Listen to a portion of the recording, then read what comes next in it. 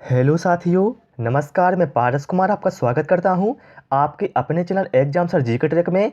प्यारे साथियों, आज मैं आपको पूरा मुगल काल कंप्लीट कराने वाला हूं, वो भी ट्रैक के साथ। आप वीडियो कंप्लीट देख लेंगे, आपको पूरा मुगल काल विथ फैक्ट के याद हो जाएगा। तो चलिए स्टार्ट करते हैं। सबसे पहले हम देखेंगे मुगल शासकों के क्रम को, कि मुगल शासकों का क्रम क्या था। इसके लिए हमने ट्रैक बनाई हुई है भाजसाप। क्या है? भाजसाप। देखिए यहाँ पर क्या है, B four Babar, H four Humayun, A four Akbar, J four Jahangir, S four Shahjahan, A four Aurangzeb और बी फोर बहादुर शाह जफर। तो ये भाजसाप का अर्थ होता है, इसमें सारे मुगल शासक आपको याद हो जाएंगे कि उनका क्रम क्या था। अब हम बात करते हैं बी फोर बाबर। देखिए बाबर का कार्यकाल 1526 ईस्वी से लेकर 1530 ईस्वी तक रहा है। आपको बता दें, बाबर मुगल वंश के संस्थापक थे और बाबर ने क्या है, भारत पर 5 बार आक्रमण किया। और भारत में बाबर ने प्रवेश किया था कहाँ से? पंजाब से। कई बार एग्जाम में पूछा गया है कि बाबर ने भारत में कहाँ से प्रवेश किया था, तो वो किया था पंजाब से। इसके बाद हम देखते हैं बाबर के प्रमुख युद्ध, कि बाबर के प्रमुख युद्ध कौन कौन से थे। मैंने ट्रैक बनाई हुई है पान खा चंघा। क्या है? पान खा चंघा। आप ये मान लो, बाबर पान के बहुत शौकीन थे और बाबर क्या है, पान खाकर चंघा हो जाते थे और उनके सामने कोई भी आता था वो सभी को युद्धों में हरा देते थे जब वो पान खाकर चंघा होते थे। तो देखिए पान से क्या हो जाएगा, पान से हो जाएगा पानीपत का युद्ध है, जो बाबर और इब्राहिम लोदी के साथ, बाबर और इब्राहिम लोदी के बीच हुआ था 1526 ईस्वी में। इसके बाद खा से क्या हो जाएगा, खानवा का युद्ध है, जो बाबर व राणा सांगा के बीच हुआ था 1527 ईस्वी में। इसके बाद चा से हो जाएगा चंदेरी। चंदेरी का युद्ध हुआ था बाबर व मेदिनी राय के बीच में 1528 ईस्वी में। और घा से हो जाएगा घाघरा का युद्ध जो हुआ था बाबर और अफगानों के बीच में 1529 ईस्वी में। और चारों युद्धों में क्या है, बाबर की ही विजय हुई थी। क्या है? चारों युद्धों में बाबर की ही विजय हुई थी। और आपको बता दें, देखिए बाबर ने क्या है, जितने भी युद्ध लड़े हैं सारे युद्धों में क्या है, बाबर की विजय हुई। मतलब क्या है, बाबर को कोई भी काबू नहीं कर पाया। तो यहाँ से आपको ध्यान आ जाएगा कि बाबर का मकबरा कहाँ पर है? काबुल में। ध्यान रखिए, बाबर ने सारे युद्ध जीते, मतलब बाबर को कोई भी काबू नहीं कर पाया। तो काबू से क्या बना है? काबुल। मतलब बाबर का मकबरा कहाँ पर है? काबुल में है। इसके बाद हम महत्वपूर्ण फैक्ट देखते हैं। देखिए बाबर को क्या है, मुबैयान नामक पद्य शैली का जन्मदाता माना जाता है। इसके बाद क्या है, बाबर ने अपनी आत्मकथा स्वयं लिखी है। ठीक है, बाबर ने अपनी आत्मकथा स्वयं लिखी है, बाबरनामा के नाम से लिखी है। और बाबरनामा का फारसी भाषा में अनुवाद किया है अब्दुल रहीम खान खाना ने। जितने भी मैं पॉइंट बता रहा हूं आपको, ये एग्जाम में बार बार पूछे गए हैं। सारे पॉइंटों को आप लोग नोट करते जाएं या इसका स्क्रीनशॉट ले लें। ठीक है, इसके बाद आपको बता दें, बाबर की जो प्रसिद्ध युद्ध नीति थी वो थी तुगलकनामा नीति, जिसका इन्होंने प्रयोग पानीपत के प्रथम युद्ध में किया था। पानीपत बता है, पानीपत कहां पर है? तो पानीपत है हरियाणा में। ठीक है, और मुगलों की राजकीय भाषा क्या थी? तो मुगलों की राजकीय भाषा थी फारसी। ये बहुत महत्वपूर्ण क्वेश्चन है, मुगलों की राजकीय भाषा क्या थी? फारसी थी। ओके, इसके बाद आते हैं हम, ट्रैक क्या थी? भांजसा। B four Babar, H four Humayun. देखिए बाबर के बाद कौन आता है? तो बाबर के बाद आते हैं हुमायूं। बाबर के बाद हुमायूं आते हैं, जिनका शासनकाल रहा है 1530 ईस्वी से 1556 ईस्वी तक। अब बात करते हैं हम हुमायूं के युद्धों की। तो ट्रैक क्या है? चौग्राम। क्या है? चौग्राम। इसको आप ध्यान रखें कि हुमायूं क्या है, बहुत ही पतले थे। इनका वजन मात्र 4 ग्राम का था। ध्यान रखिए, हुमायूं का वजन मात्र 4 ग्राम का था। ठीक है, एक ट्रैक बता रहा हूं, ऐसे मत लेना दिल पर आप। ठीक है, तो चौ से क्या हो जाएगा? चौसा का युद्ध है, जो 1539 ईस्वी में हुआ था। और ग्राम से हो जाएगा बेलग्राम का युद्ध है, जो 1540 ईस्वी में हुआ था। अब हुआ क्या था साथियों, सुन लीजिए आप लोग। चौसा का युद्ध और बेलग्राम का युद्ध, ये दोनों युद्ध हुमायूं व शेर खां के बीच में हुए थे। शेर खां या शेरशाह सूरी। और दोनों युद्धों में क्या हुआ? हुमायूं की पराजय हो गई और हुमायूं भारत छोड़कर अफगानिस्तान चला गया था। लेकिन हुमायूं 1555 ईस्वी में पुनः लौटा। 1555 ईस्वी में हुमायूं भारत पुनः लौटा और सरहिंद के युद्ध को जीतकर वह पुनः मुगल गद्दी पर बैठा साथियों। ठीक है, और इसके साथ आप महत्वपूर्ण फैक्ट रखें याद, हुमायूं का मकबरा कहां पर है? दिल्ली। देखिए क्या है, याद कैसे रखेंगे इसको? हुमायूं मतलब हेमा, हुमायूं से हमें फील हो रहा है हेमा, और मां की जगह कहां पर होती है? दिल में, दिल से बना दिल्ली। और हुमायूं नामा की रचना किसने की है? तो हुमायूं नामा की रचना की है गुलबदन बेगम ने। किसने की है? गुलबदन बेगम ने। और 1556 में क्या हुआ? 1556 में हुमायूं दीन पनाह पुस्तकालय की सीढ़ियों से गिरने से इनकी मृत्यु हो गई थी। इसके बाद हुमायूं के बाद आते हैं अकबर। ट्रिक क्या थी भाई साहब? B4 बाबर, H4 हुमायूं और A4 अकबर। अकबर का शासनकाल रहा है 1556 से 1605। ये बहुत ही प्रसिद्ध शासक रहे हैं मुगलों में और सबसे अधिक शासनकाल इन्हीं का माना जाता है। देखिए अकबर के प्रमुख युद्धों की बात करें हम तो पानीपत का दूसरा युद्ध है जो अकबर और हेमू के बीच हुआ था 1556 ईस्वी में, और इसमें क्या है? अकबर की विजय हुई थी। किसके बीच हुआ था? अकबर व हेमू के बीच हुआ था। पानीपत का दूसरा युद्ध है। कब हुआ था? 1556 में अकबर की विजय हुई थी। इसके बाद क्या है? हल्दी घाटी का युद्ध है। हल्दी घाटी का युद्ध हुआ था 1576 ईस्वी में, अकबर व महाराणा प्रताप के बीच में हुआ था। इसमें भी क्या है? अकबर की विजय हुई थी। ठीक है, इसको आप चाहें तो ट्रिक से याद रख सकते हैं कि अकबर के समय क्या है? पान में घाटा होता था। अकबर के समय क्या है? पान में घाटा। तो पान से हो जाएगा पानीपत का दूसरा युद्ध है, घाटा से हो जाएगा हल्दी घाटी का युद्ध है। क्लियर? अब बात करते हैं हम अकबर के मकबरे की। देखिए अकबर क्या है? देखा जाए तो मुगल काल में सिकंदर माने जाएंगे क्योंकि सबसे प्रसिद्ध शासक थे और सबसे लंबा शासनकाल रहा है अकबर का। तो अकबर क्या है? उस समय के सिकंदर थे।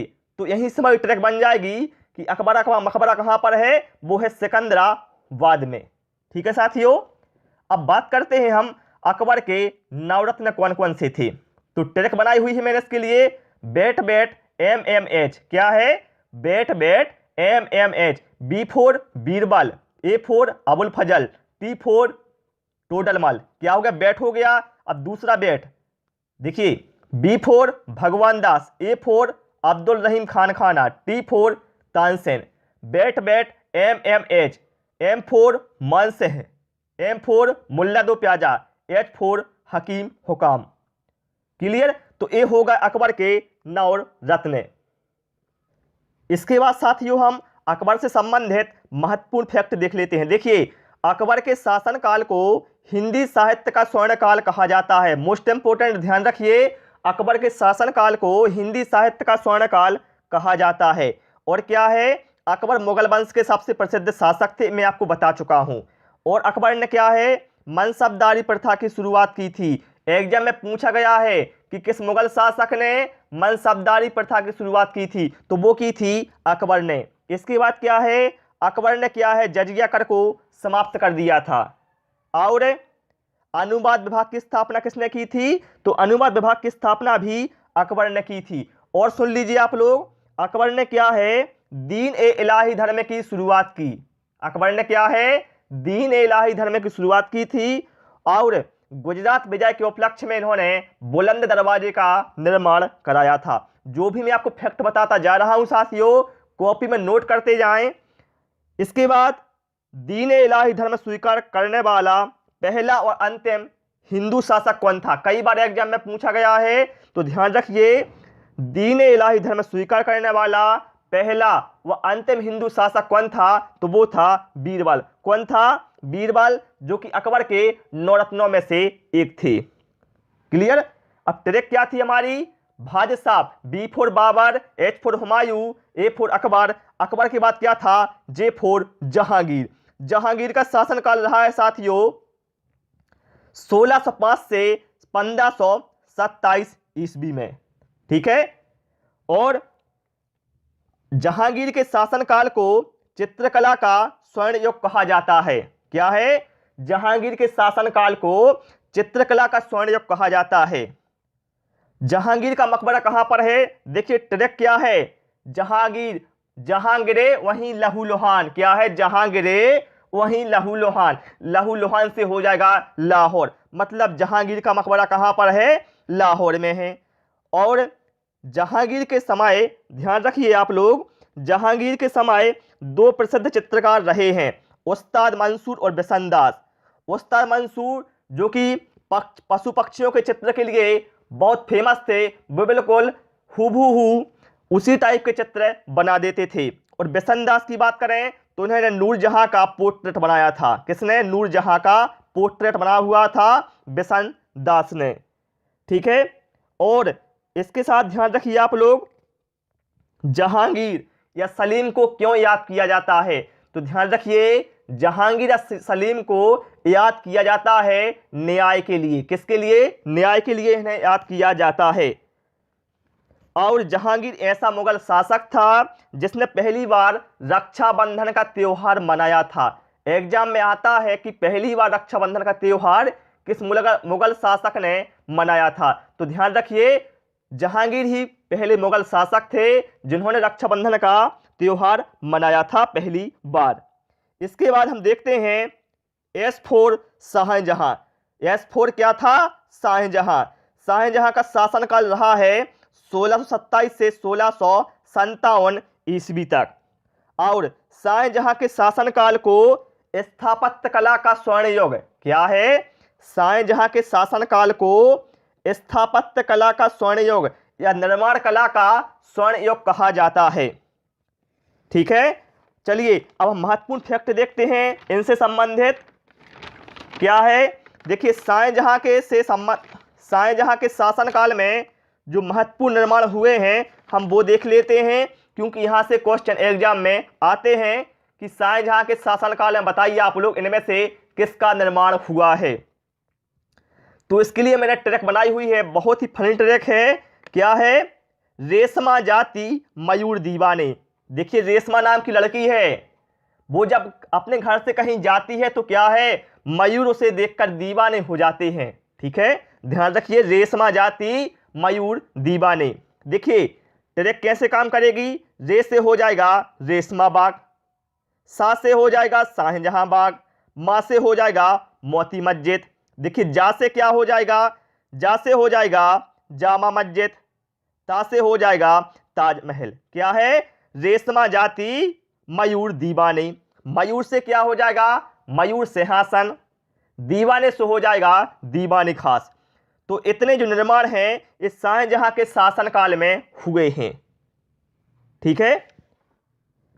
इसके बाद आते हैं हम अगले क्वेश्चन पर।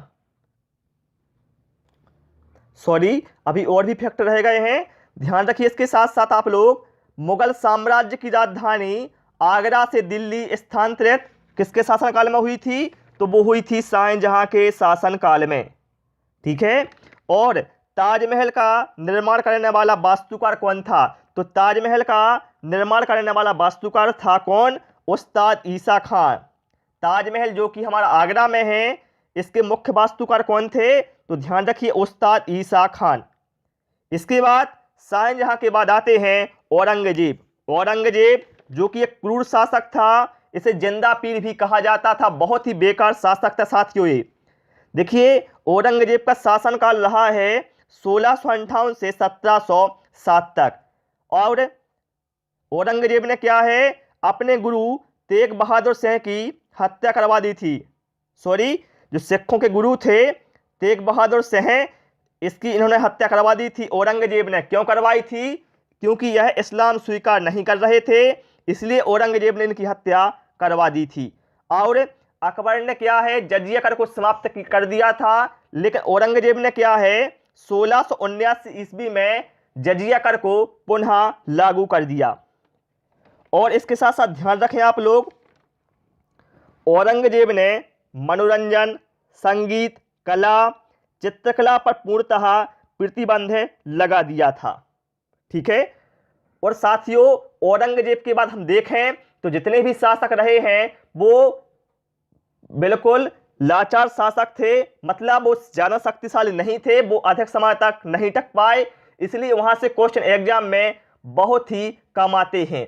और ध्यान रखें, यदि एग्जाम में पूछा जाता है मुगल वंश का अंतिम शासक कौन था, तो ध्यान रखिए बहादुर शाह जफर या बहादुर शाह द्वितीय, ये मुगल वंश का अंतिम शासक था। लेकिन जो आगे शासक रहे हैं उनसे संबंधित जो महत्वपूर्ण फैक्ट हैं जहां से क्वेश्चन आते हैं वो मैं आपको बता देता हूं। 4-5 क्वेश्चन वहां से बन सकते हैं। देखिए क्या है आयन ए अकबरी, क्या है आयन ए अकबरी। ध्यान रखिए आयन ए अकबरी की रचना किसने की है, तो वो की है अबुल फजल ने। और आपको बता दें ये कई बार एग्जाम में पूछा गया है कि किसके शासनकाल में कोहिनूर हीरा भारत से लूटकर ईरान ले गया था। तो ध्यान रखिए मोहम्मद शाह के शासनकाल में जो कोहिनूर हीरा था उसे नागर शाह है, क्या नाम था उसका, नागर शाह है, भारत से लूटकर ईरान ले गया था। और बहादुर शाह जफर एक ऐसा शासक था जिसने 1857 के विद्रोह में भाग लिया था। ध्यान रखिए 1857 के विद्रोह में किसने भाग लिया था, तो ध्यान रखिए बहादुर शाह जफर ने भाग लिया था 1857 के विद्रोह में। तो साथियों यही थी मुगल काल से संबंधित महत्वपूर्ण फैक्ट जो कि मैंने आपको बता दिए हैं। मुझे उम्मीद है आपको ये वीडियो पसंद आया होगा। यदि आपको वीडियो पसंद आया हो आपसे रिक्वेस्ट है वीडियो को लाइक करें, दोस्तों के साथ शेयर करें और इसी तरह के वीडियो और जीके ट्रैक पाने के लिए चैनल को भी हमारे सब्सक्राइब करें। Thanks for watching this video.